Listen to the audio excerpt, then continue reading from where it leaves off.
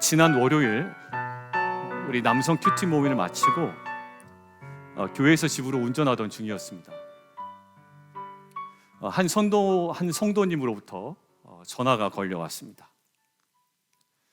전화기 너머로 들리는 성도님의 목소리가 굉장히 활력이 있었습니다.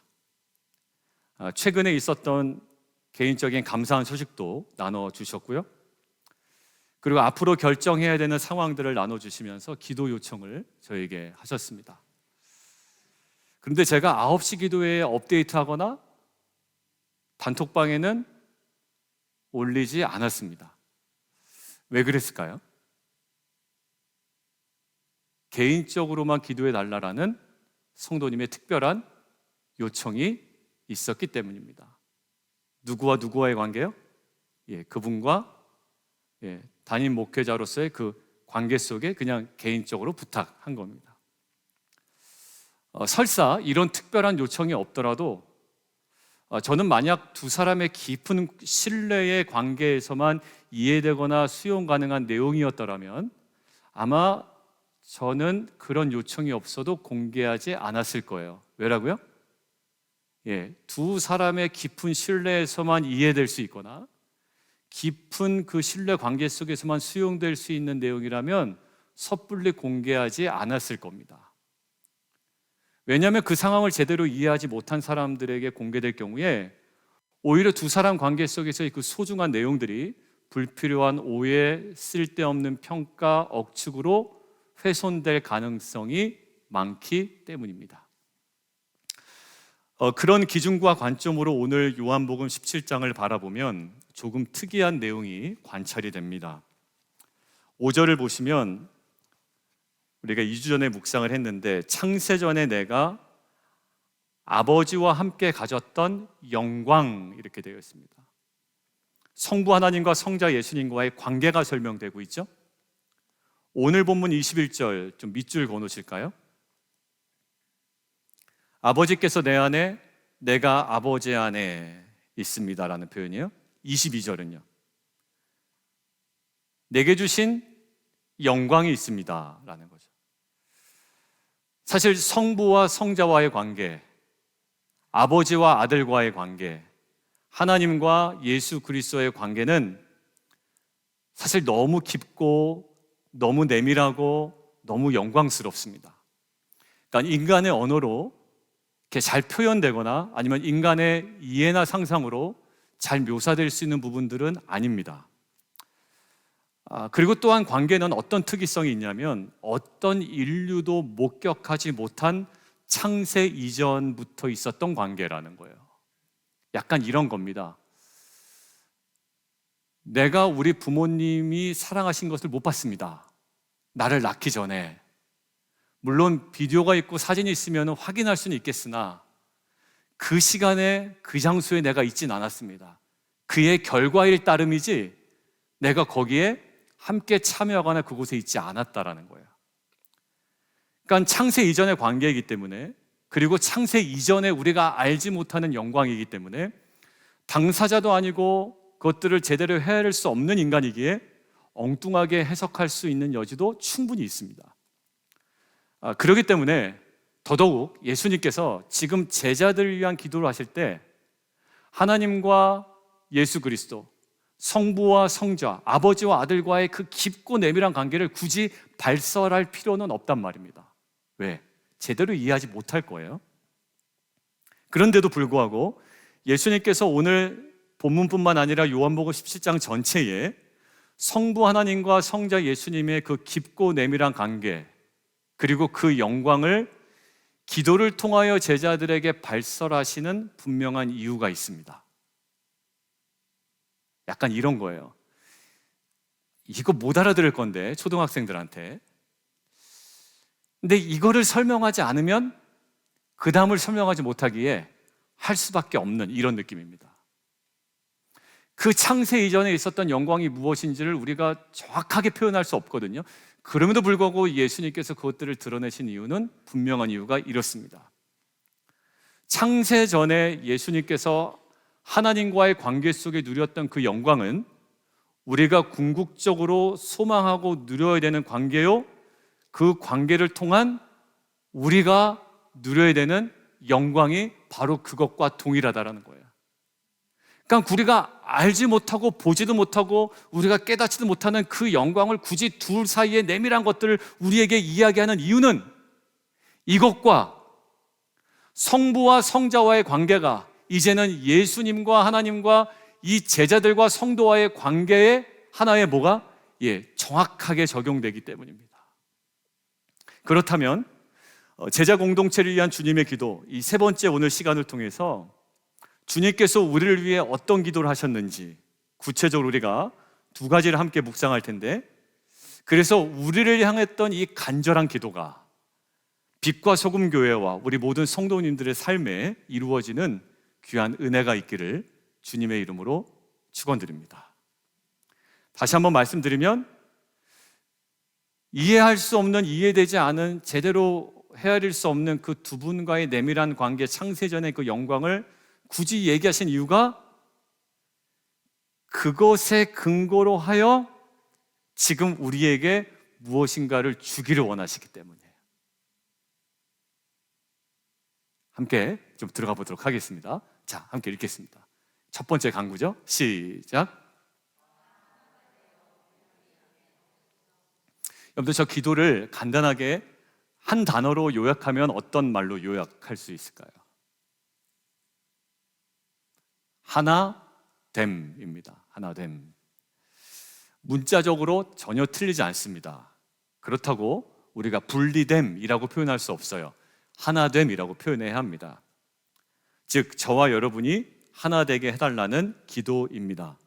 여러분, 그렇다면 과연 저 하나됨이 어떤 하나됨일까라고 우리는 좀 묵상을 해봐야 됩니다. 하나됨 하면 어떤 것 떠오르시나요? 혹시 이런 모습이 아닐까요? 사진 한번 보실까요? 커플티입니다. 동일한 옷을 입으면 하나 된 것처럼 느끼기는 하지만 저 자체가 하나됨이라고 할 수는 없습니다. 저러고 뭐 할까요? 부부싸움 합니다, 때로는. 자, 그러면 그 다음 장면 한번 보여주실까요? 잘 안 보실 때 전력연구원이라는 정부기관이에요. 산하기관인데 저렇게 잘 짜여진 조직을 구축하고 있으면 하나됨의 어떤 실체적인 어떤 모습들을 우리가 드러낼 수 있을까라는 겁니다. 물론 하나됨에 도움이 될 겁니다, 저런 조직은. 근데 우리가 질문을 던지는 거는 예수님께서 2000년 전에 저와 여러분을 위해서 하나 되게 해달라고 기도할 때 저런 하나됨을 염두에 두고 기도하셨겠냐라는 거예요. 그렇진 않겠죠. 만약 이런 것이 예수님이 원하셨던 하나됨이라면 다음 사진은 하나됨의 제가 보기엔 절정이라고 했습니다. 뭘까요? 딱 사진 써 있죠. 하나됨. 어느 예외도 허용하지 않는 하나됨입니다. 상명하복이라는 군 조직의 특성에다가 북한이라는 것이 결합되니까 이 완벽한 하나됨처럼 보이지만 예수님께서 우리를 위해 2000년 전에 기도하실 때 저런 하나됨을 염두에 두고 기도하셨을까? 아니겠죠. 자, 그렇다면 하나됨의 그림을 어디서 찾아야 됩니까? 자, 아까 질문이었어요. 맨 처음으로 돌아가면 굳이 우리가 이해하지 못하는 창세 이전에 두 분의 깊고 내밀한 관계를 굳이 왜 얘기하셨을까? 우리의 하나됨을 어디서 찾기를 원하신다고요? 창세 이전에 성부와 성자, 아버지와 아들과의 깊고 내밀한 관계 속에서 찾기를 원하셨다라는 거예요. 자, 여러분들, 성경은 성부 하나님과 성자 예수의 하나됨 그 자체를 뭐라고 그러냐면 영광이라고 합니다. 다시요. 성부 하나님과 성자 예수 그리스도가 천지가 창조되기 이전부터 함께 계셨는데 두 분의 깊고 내밀한 관계의 하나됨을 그 자체를 영광이라고 표현합니다. 그러니까 그분들이 뭘 해서가 아니라, 그분들이 뭘 높아져서가 아니라 많은 것들을 수해서가 아니라, 많은 업적을 이루어서가 아니라 그 아름다운 연합과 하나됨 자체가 뭔다고요? 영광이래요. 자, 이것들을 한번 좀 그 다음 단계로 넘어가 보도록 하겠습니다. 자, 여기까지는 동의 여부를 떠나서 이해는 하시죠? 그게 무슨 영광이냐 이럴 수도 있지만 아무튼 성경 그렇게 얘기한답니다. 자, 그 다음 장으로 한번 나와보겠습니다. 영광이라는 헬라어가요, 두 가지가 있어요. 자, 첫 번째 뭐냐면 클레오스입니다. 클레오스. 이거는 우리가 흔히 생각하는 영광이에요. 뭐냐면 왕이 전쟁에서 승리를 거뒀을 때 영광스럽죠. 예, 클레오스입니다. 웅장한 건물을 세웠을 때 멋있죠. 예, 클레오스에 영광스럽습니다. 많은 사람들로부터 지지와 찬사를 받을 때 영광스럽죠. 박수를 받고 올림픽의 대표 선수가 나갔는데 금메달을 땄습니다. 예, 사람들이 박수를 치고 환호성을 지릅니다. 예, 클레오스의 영광입니다. 자, 그래서 클레오 파트라. 클레오가 뭡니까? 영광. 그 다음에 파테르가 뭐죠? 아버지. 그래서 클레오파트라의 뜻이 아버지의 영광입니다. 그 클레오스에 우리가 흔히 생각하는 그 영광입니다. 그런데 지금 요한복음 17장 창세 이전에 예수님께서 아버지와 함께 누리셨던 그 영광이 클레오스가 아닙니다. 뭘 세워서, 뭘 얻어서, 승리해서, 이루어서 얻은 그 클레오스가 아니라 뭘까요? 독사라고 되어 있습니다. 근데 독사가요, 원래 플라톤이나 그 당시에 그 저작 활동을 하는 사람들에게 많이 쓰였던 동사입니다. 그 명사입니다. 근데 그 독사가 그 당시에는 영광이라기보다 어떤 의미였냐면 견해, 지식입니다. 근데 뭐 견해, 뭐 하나의 견해, 지식, 이게 왜 갑자기 영광으로 바뀌게 되었을까? 자, 그 다음으로 또 갑니다. 자, 여러분들 고대 그리스 사회에는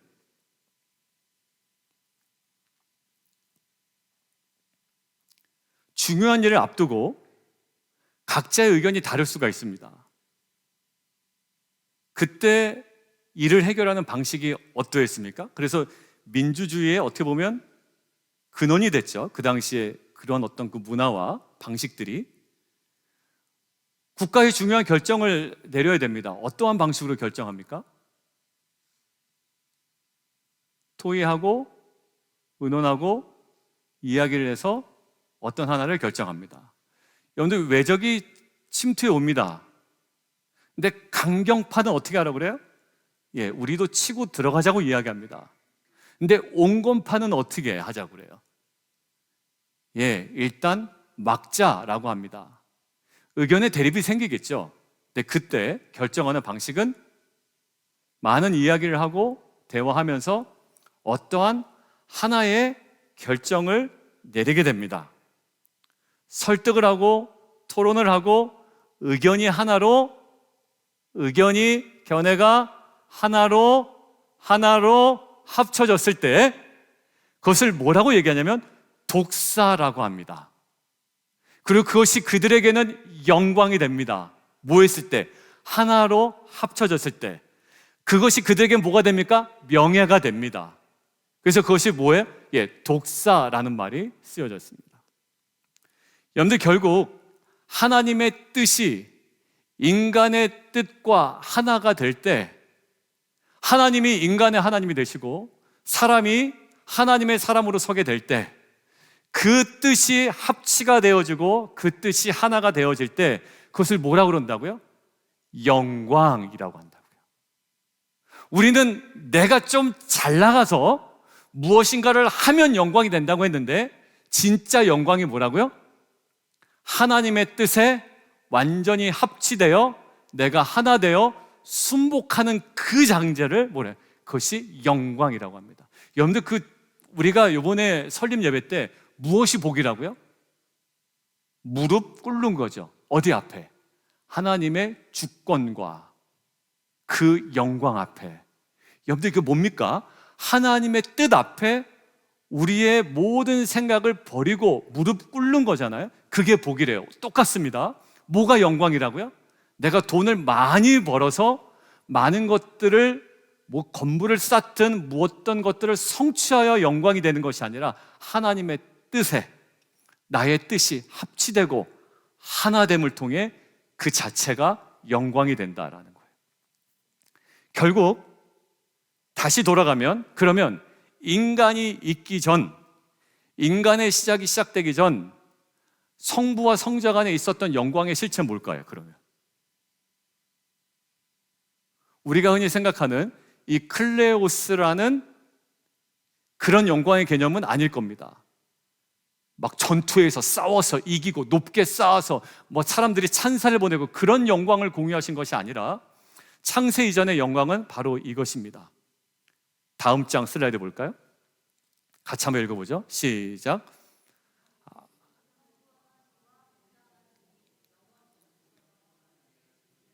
사랑관계로 하나 되신 영광.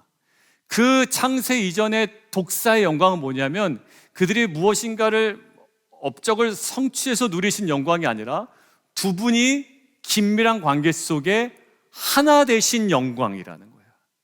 그것이 가장 영광스러움이 있다라는 겁니다. 무엇인가를 더 얻고 획득하고 성취함으로 나타나는 영광이 아니라 그저 긴밀한 관계 속에서 하나됨을 통해 하나님과 공유하신 영광, 그 독사였던 거예요. 독사가 뭐였다고요? 여러 가지 의견이 하나의 의견으로 합치되고 하나 될 때 이것을 독사라고 하죠. 하나님과 아버지와 아들의 다르지 아니하고 그 뜻 안에 하나 되고 긴밀한 관계 속에서 연합하는 이 하나됨 자체가 영광, 독사였다라는 거예요. 자, 그렇다면 다음 단계로 조금 더 넘어갑니다. 예수님께서 공생에 시작하실 때 마귀에게 시험을 당하시죠. 마귀가 제공하는 내용은 무엇이었나요?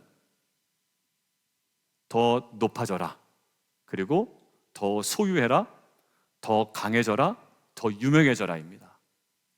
그것이 너에게 뭐가 될 거다? 영광이 될 거다라는 거예요. 이때 예수님이 그 영광을 취하십니까? 아니요, 거절하십니다. 그리고 무엇을 취하시죠? 하나님께서 원래 자기를 보내셨던 그 뜻을 붙듭니다.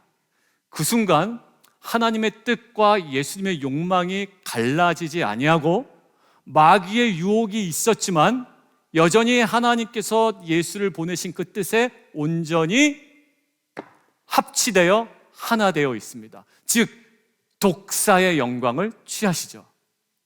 그러니까 예수님께서 계속 끌고 가셨던 영광은 무엇인가를 해서 얻는 영광이 아니라 늘 자기를 보내신 아버지의 뜻을 따라가는 과정 속에서 누려지는 영광이었다라는 거예요. 조금 더 나아가 볼게요. 질문이에요. 그렇다면 지금까지 이 흐름에 따르면 예수님의 십자가는 그러면 왜 영광일까요? 대답이 가능하죠. 예수님의 십자가는 왜 영광일까요? 멋있어 보여서, 그죠? 남들은 안 죽으려고 하는데 죽으니까. 아니라는 거예요. 물론 멋있어 보일 겁니다. 그런데 왜 십자가가 영광이 되냐면 조롱을 당하고 채찍에 맞고 피 흘림을 당하고 죽임을 당하는 것이 왜 수치가 아니라 영광이 될까요? 예수님의 그 고난과 죽음은 저와 여러분을 구원하기 위한 하나님의 뜻과 하나가 되는 지점이었기 때문에 영광이 되는 겁니다. 아까 독사가 왜 독사라고요? 여러 가지 의견이 있지만 하나의 의견으로 하나 되고 합치가 될 때 그 자체가 영광이요 명예가 되는 것처럼 하나님께서 예수를 보내신 그 뜻에 온전히 합치되고 하나가 되었던 그 자리가 어디냐면 바로 십자가였기 때문에, 즉 하나님의 뜻이 이루어지는 곳이기 때문에 그 십자가가 아무리 수치스러워 보여도 그것은 지극한 영광이 되었다라는 것입니다. 그렇다면 우리가 받아야 되는 영광과 우리가 살아야 닿아야 되는 그 영광이 무엇일까요? 우리는 돈을 조금 더 많이 벌어서 아니면 내가 세상적으로 조금 탁월하게 성공을 해서 하나님께 영광이 된다라고 성경 이야기를 합니다. 근데 가만히 보면 돈도 많이 벌고 세상적으로도 유력한 사람인데 어찌 보면 그게 자기의 세상적인 파워가 돼버려서 하나님의 뜻과는 상관없이 자기가 뭔가를 막 주도적으로 하지만 이것이 전혀 영광이 안 되는 모습들을 우리는 가끔 봅니다. 목회자의 모습에서도 보고요, 교회 리더의 모습에도 봅니다. 파워는 있고 힘도 있고 권력도 있고 재정도 있는데 하나님의 뜻과는 전혀 다르게 나의 주도권으로 뭔가를 해결하는 과정 속에 전혀 하나님께 영광이 안 된다라는 이야기를 하죠. 그게 왜 그럴까요? 화려하지 않아서도 아닙니다. 능력이 없어서도 아닙니다. 성취된 업적이 없어서도 아니에요. 왜 영광이 안 됩니까? 하나님의 뜻과 합치된 것이 아니기에 제 아무리 무엇인가를 이뤘다 할지라도 이것은 영광스럽지 않은 겁니다. 여러분들 수많은 십자가에 달려 들어간 사람들이 많을 거예요. 근데 그 사람들이 다 영광스럽지 않아요. 왜요? 오직 예수님만 인간을 구원하기 위한 하나님의 뜻에 맞게 돌아가신 분이기 때문에 예수의 십자가만 영광이지 다른 죄수들의 죽음은 영광이 안 됩니다. 결국 진정한 영광은 어디 있다? 하나님의 뜻과 합치되어 하나되는 것에 독사의 영광이 있다라는 거예요. 예수님께서 기도하셨던 내용이 뭘까요? 쟤네들 나중에 미래의 성도들이 하나님을 믿어서 강력한 권세를 가지게 해주십시오 도 아니었잖아요. 하나님께 기도해서 다른 종교에는 없는 초월적인 능력을 획득하도록 해주십시오도 아니었습니다. 보네퍼라는 신학자가 창조와 타락이라는 책에서 하나님의 창조의 목적이 무엇인가라는 질문에 대해서 이렇게 대답합니다. 하나님과 방불한, 하나님의 성품이죠. 하나님과 방불한 전혀 다를 것이 없는 한 인격적 독립적인 존재를 만들어내셔서 그 존재와 사랑을 나누는 것, 그것이 창조의 목적이고 하나님의 영광이라는 거예요. 여러분들, 우리는 뭔가 하나를 위해서 뭔가를 내가 해야 된다라는 주도권을 가지고 해야지 영광이라고 했는데 아니요, 오히려 주도권을 내려놓고 하나님의 뜻에 순복하여 하나 되는 것이 그 자체가 영광입니다. 우리 이제 신앙의 이제 선배들을 보면 뭐 젊을 때 막 혈기왕성할 때 모습보다 왜 아름답고 닮고 싶은 모습들이 보일까요? 다 해봤습니다. 그런데 그 하나님의 뜻에 순종하는 모습을 통해 그 자체가 영광스러워 보이는 거예요. 아, 저렇게 나중에 나이 들어 신앙생활하면 좋겠다라는 거죠. 왜 그렇습니까? 그분이 돈이 많아서인가요? 아니면 뭐 그분이 어떤 명예가 사회적으로 있어서인가요? 아니요, 명예가 있어도 굉장히 추한 분들이 많습니다, 세상적으로 볼 때는. 그런데 그거 상관없이 하나님의 뜻에 온전히 순종하는 모습 자체가, 하나님과 하나 되는 모습이 사람들이 보기에도, 그리고 하나님 보시기에도 지극히 독사, 그 영광스러운 삶이며 모습인 줄 믿습니다. 그러니까 너무 막 잘하려고 애 안 쓰셔도 돼요.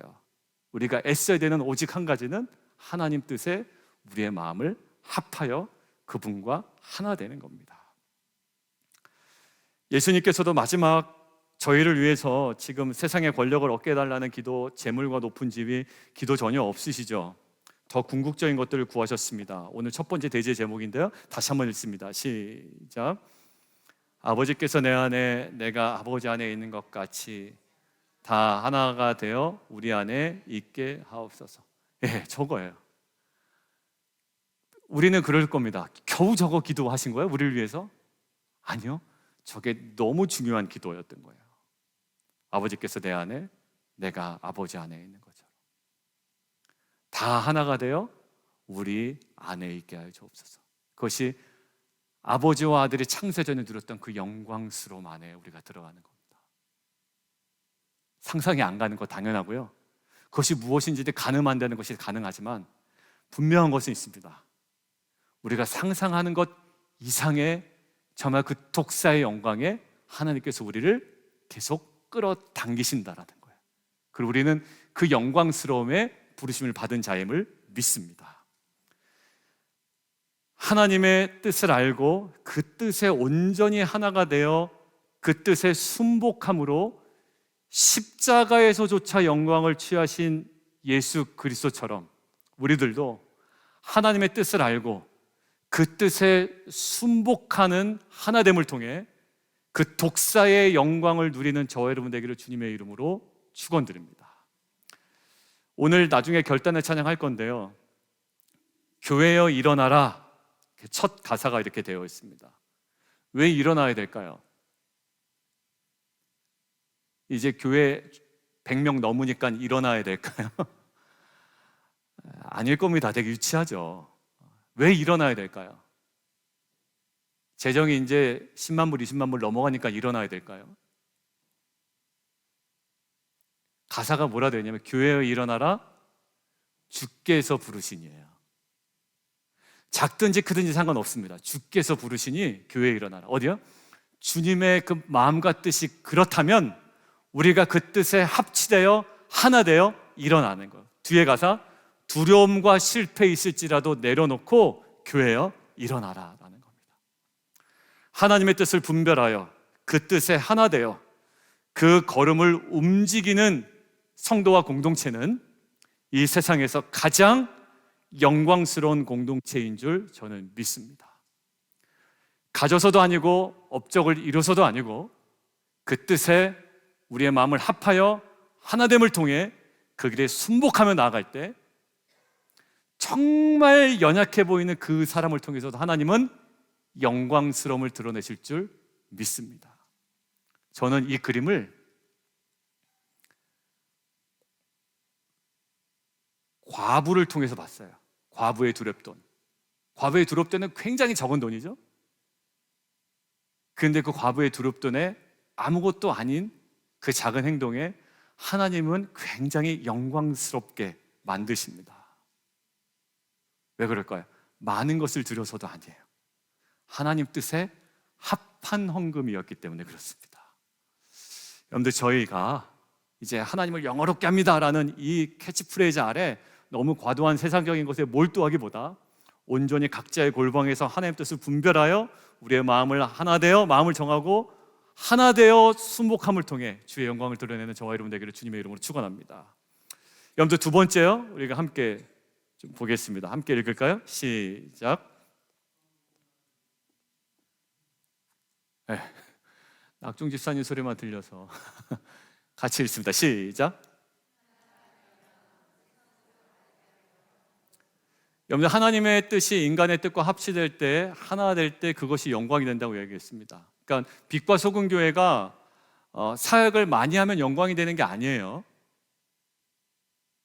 하나님의 뜻에 아닌 것만 계속 하고 있으면 전혀 영광이 안 될 겁니다. 근데 자그마한 것이라도 하나님 뜻에 합한 사역을 하게 되면 그것은 아무리 작아도 영광이 될 겁니다. 아시겠죠? 그래서 여러분들 텐트에서 하는 겨자씨 프로젝트도 마찬가지입니다. 우리가 묵상한 마음을 지역사회 그 하나님 뜻에 순종함으로 섬기는 거예요. 작은 것을. 그럴 때 그것이 어떻게 돼요?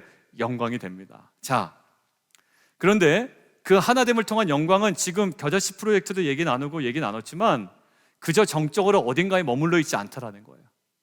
하나됨은 확장됩니다.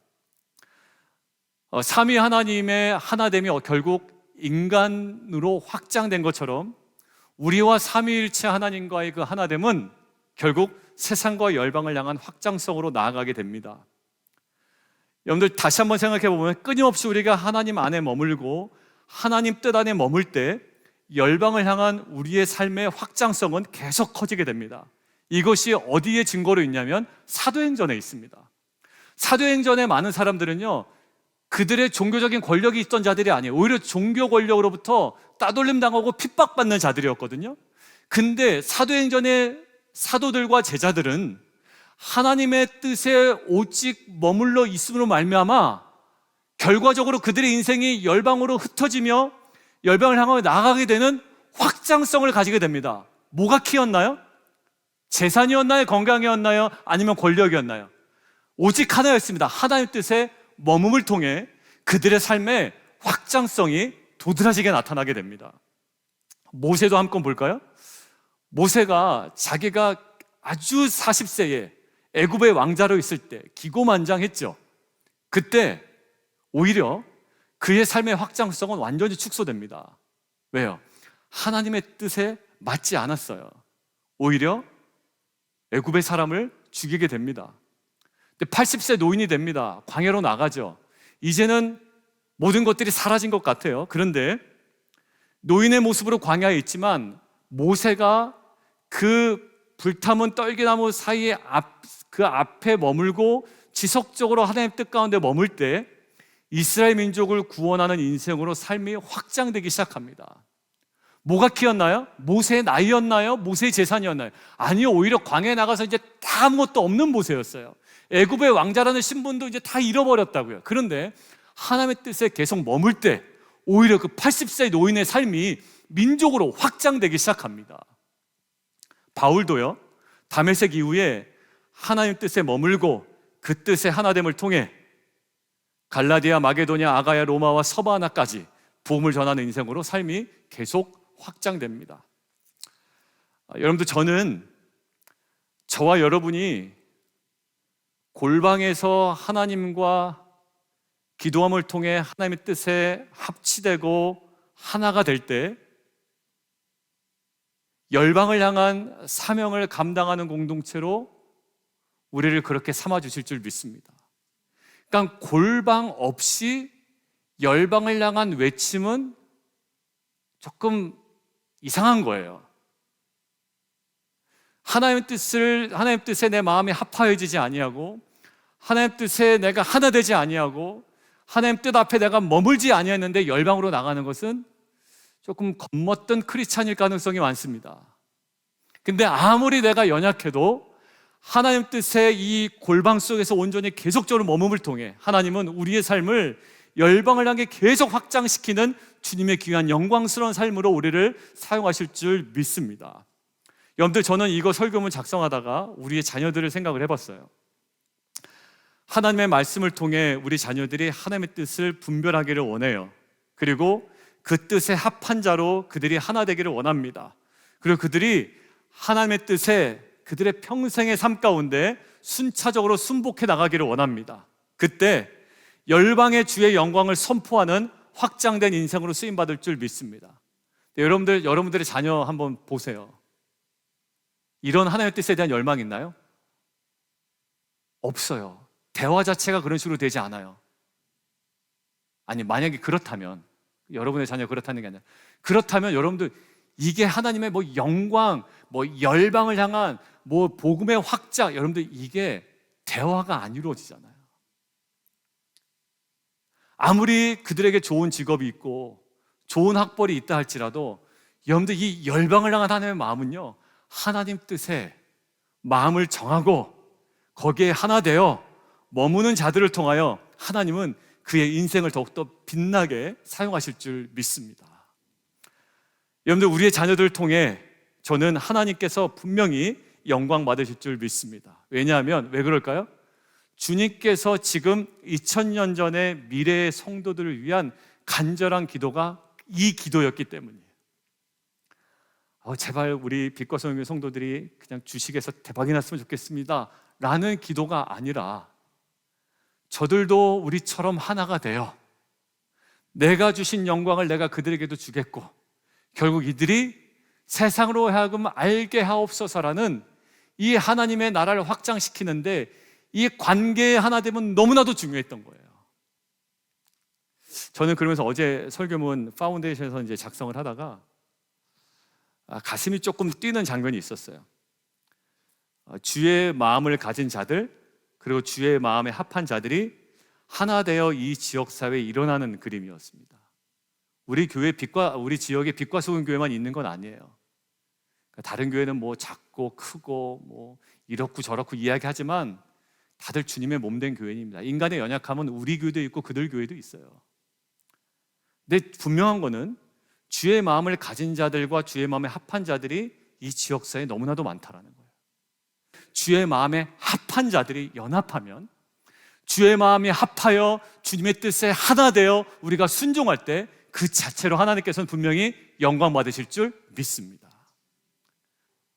우리가 아직 무슨 업적이 없어도 하나님 뜻에 우리가 합하여 하나 되어 우리가 그 자리에 머물고 순종해 나갈 때 하나님은 영광 받으실 줄 믿습니다.